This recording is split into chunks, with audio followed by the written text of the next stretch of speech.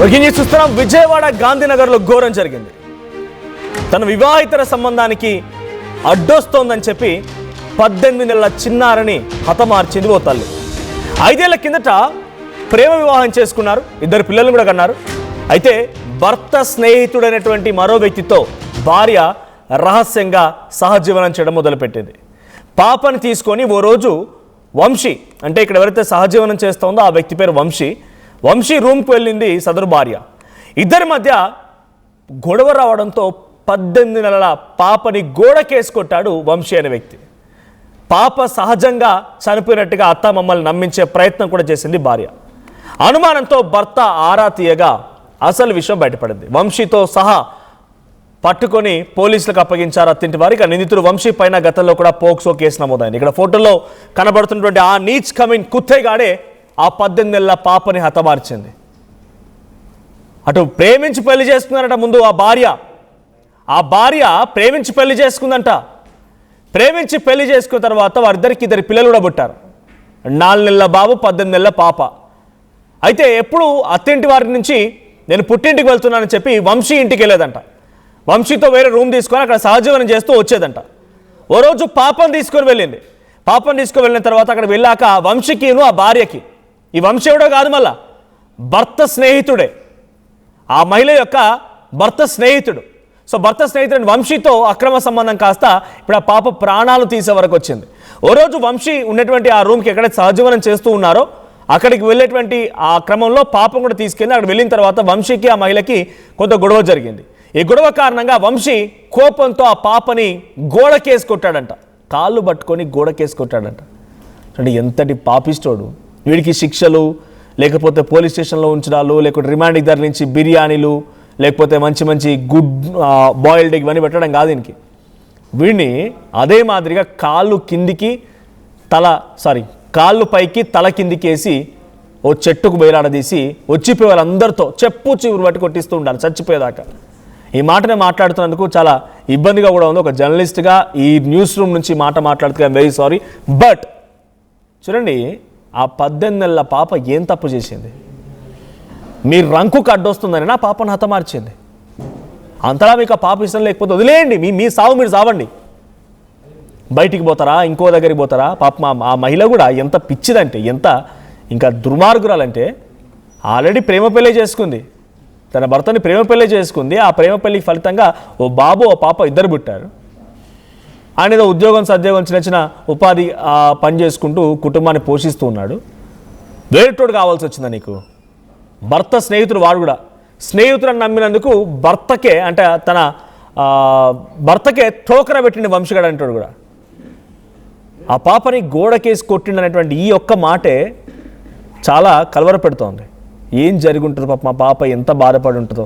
పైపెచ్చి ఆ భార్య ఏం చేసిందనంటే నాడి కొట్టుకోవడం లేదు, ఊపిరి ఆడడం లేదని చెప్పి అత్తింటి వారికి ఫోన్ చేసి ఏదో డ్రామా ఆడే ప్రయత్నం చేసింది. కానీ అత్తింటి వారు రెడ్ హ్యాండెడ్గా వంశీని అండ్ ఆ భార్యని ఇద్దరిని పట్టుకొని పోలీస్ స్టేట్ అప్పగించారు. దీనికి సంబంధించి మరిన్ని అప్డేట్స్ మా ప్రతినిధి ఏపీ ఇన్పుట్ ఎడిటర్ కృష్ణమోహన్ అందిస్తారు. కృష్ణమోహన్, సో ఏం జరిగింది? విజయవాడ గాంధీనగర్లో జరిగిన ఈ సంఘటన కొంత కలవరపడుతోంది. 18 నెలల పాపని వివాహేతర సంబంధానికి అడ్డుగా ఉందని చెప్పి ఆ పాపని గోడకేసి కొట్టి హతమార్చారు. ఏకంగా వాడెవడో కాదు, మళ్ళా భర్త స్నేహితుడే. ఇంతకీ భార్య అండ్ ఆ వంశీ నిర్వాకం ఎలా బయటపడింది? అప్డేట్స్ ఏంటి కేసులో?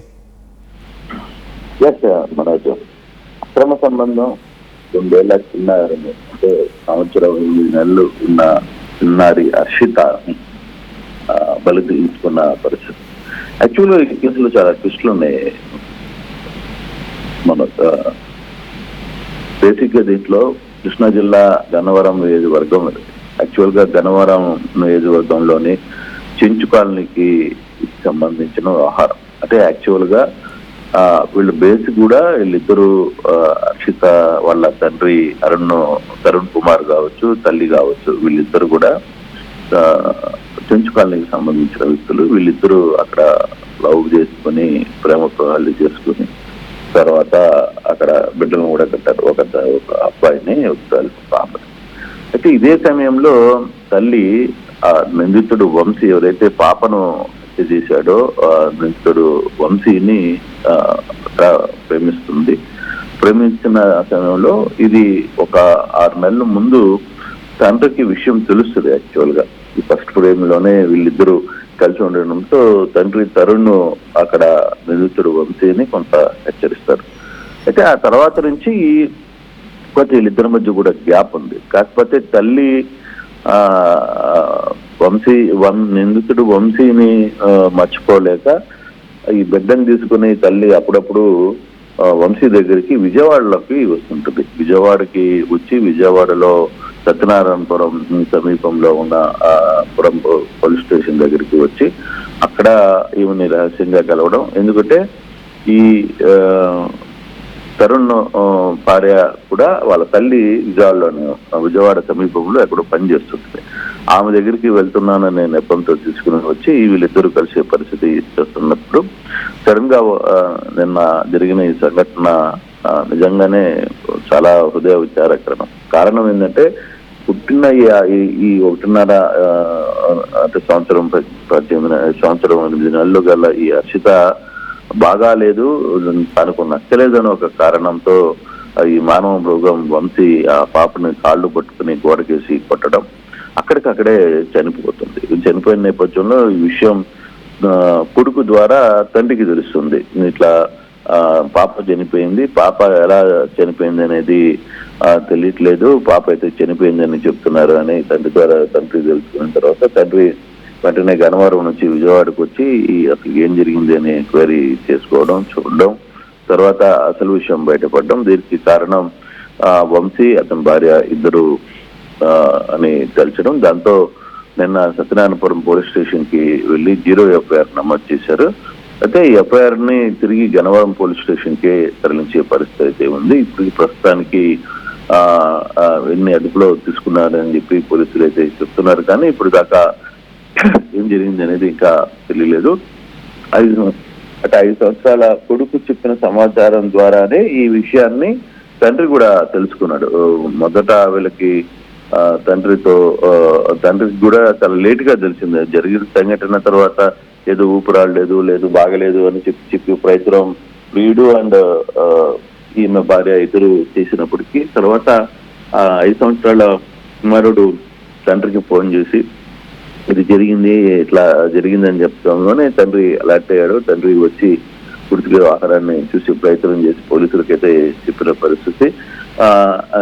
ఇప్పుడు వీడి పూర్తి పేరు కూడా ఖనిజ వంశీ. అంటే వీడు నిజంగానే తరుణ్ వీళ్ళిద్దరు కూడా గతంలో ఫ్రెండ్స్. సో ఇటువంటి నేర చరిత్ర కలిగిన ఈ వంశీతో ఈ తరుణ్ కూడా స్నేహం చేస్తూనే ఉన్నాడు. అయితే వీళ్ళిద్దరి మధ్య భార్యతో అక్రమ సంబంధం పెట్టుకున్న ఈ వంశీ అనే విషయాన్ని చాలా లేట్ గా తెలుసుకుంటాడు తరుణ్. సో ఆ తల్లి చెప్పకుండా విజయవాడలోకి వచ్చి సపరేట్ గా రూముల్లోనూ ఇంకో దగ్గర వీళ్ళు కలవడం, వీళ్ళ ఇంటి దగ్గరనే వంశీ వాళ్ళ ఇంటి దగ్గర కూడా ఆ తల్లి రావడం, ఇవన్నీ వరుసగా ఈ మధ్య కాలంలో ఒక వారం 10 రోజుల నుంచి ఎక్కువగా జరుగుతున్న పరిస్థితి కూడా తండ్రి చెప్తున్నాడు. అయితే తండ్రి వ్యవహారం మీద పోలీసులకు కంప్లైంట్ చేయడం, ఇప్పుడు వంశీని అదుపులో తీసుకున్నారు. కాకపోతే కేసులు మాత్రం గన్నవరం పోలీస్ స్టేషన్ కి తిరిగి పంపిస్తారు. ఇక్కడ విజయవాడలో సత్యనారాయణపురంలో ఈ కేసుని 0 పోలీస్ స్టేషన్ గా 0 FIR గా నమోదు చేసిన పరిస్థితి అయితే ఉంది. Thank you Krishnamohan. సో అక్రమ సంబంధానికి ఆ పాప అడ్డుగా ఉందని చెప్పి వంశీ ఎవడైతే అక్రమ సంబంధంలో వ్యక్తి ఉన్నాడో చాలా దారుణంగా గోడకేసి కొట్టి హతమార్చాడు. వాడిపై గతంలో పోక్సో కేసు కూడా ఉందంట. ఇదే వ్యక్తిపైన గతంలో పోక్సో కేసు కూడా ఉంది. అటు మహిళ అండ్ తన భర్త ఇద్దరు కూడా ప్రేమించి పెళ్లి చేసుకున్నారు. ఇక్కడ వంశీ అనేవాడు భర్త ఫ్రెండ్. వాడు అప్పుడప్పుడు ఇంటికి రావడము, లేకపోతే వాడు పరిచయం కాస్త అక్రమ సంబంధంగా మారింది.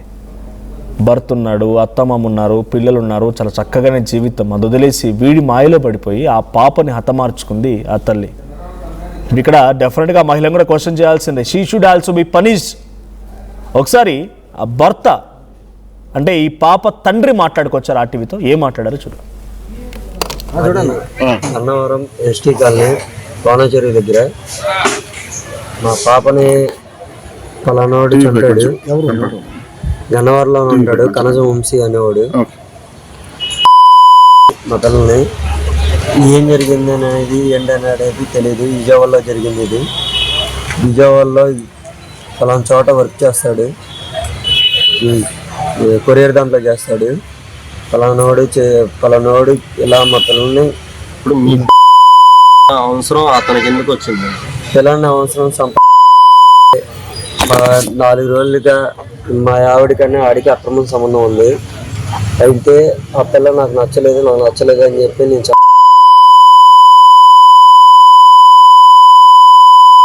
పిల్లకి 1 సంవత్సరం 8 నెలలు. భార్య అక్కడే ఉందండి. మా భార్య మా పిల్లోడు టిఫిన్కి వెళ్ళారు. అప్పుడు ఆ టైంలో ఈడు పిల్ల రూమ్లోనే ఉన్నారు. అతనికి మీకు అతనికి గాను మీ భార్యకి అక్రమ సంబంధం మీకు గతంలో ఏమైనా తెలుసా? గతంలో అంటే అంతకుముందు ఒకసారి ఉంటే హెచ్చరించాము. దాన్ని బట్టి హెచ్చరిస్తే కొన్ని రోజులు బాగానే ఉండింది. తర్వాత మళ్ళీ ఇద్దరు చాటింగ్ చేసుకొని మళ్ళీ కలిసి ఏమన్నా కేసు పెట్టేవారా మీరు? కేసు పెట్టాము. ఎక్కడ పెట్టారు? గన్నవరం పోలీస్ స్టేషన్లో పెట్టాము. వాళ్ళు కొద్దిగా చర్య తీసుకోవాలి. ఇప్పుడు మీరును మీ భార్య కలిసి ఉండలేదండి? కలిసి ఉండట్లేదు. వాళ్ళ అమ్మకి మాకు ఎంతకాలం దూరంగా ఉన్నారండి?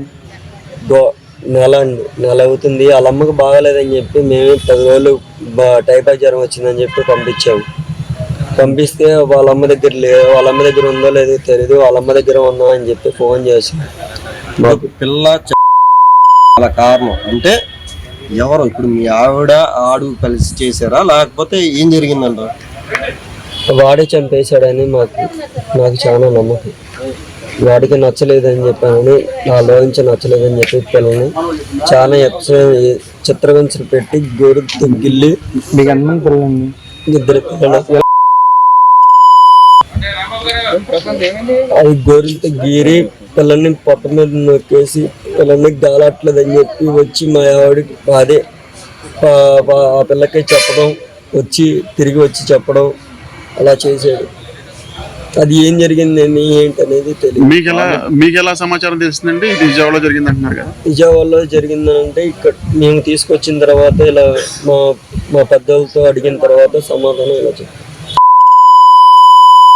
ఎవరు చెప్పారు? పొద్దున్నే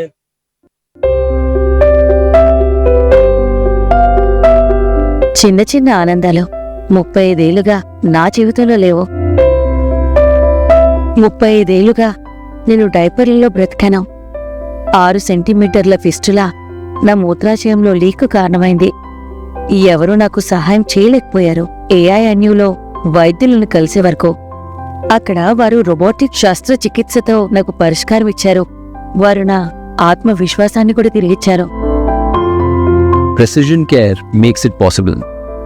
The Center for Robotic Surgery at AINU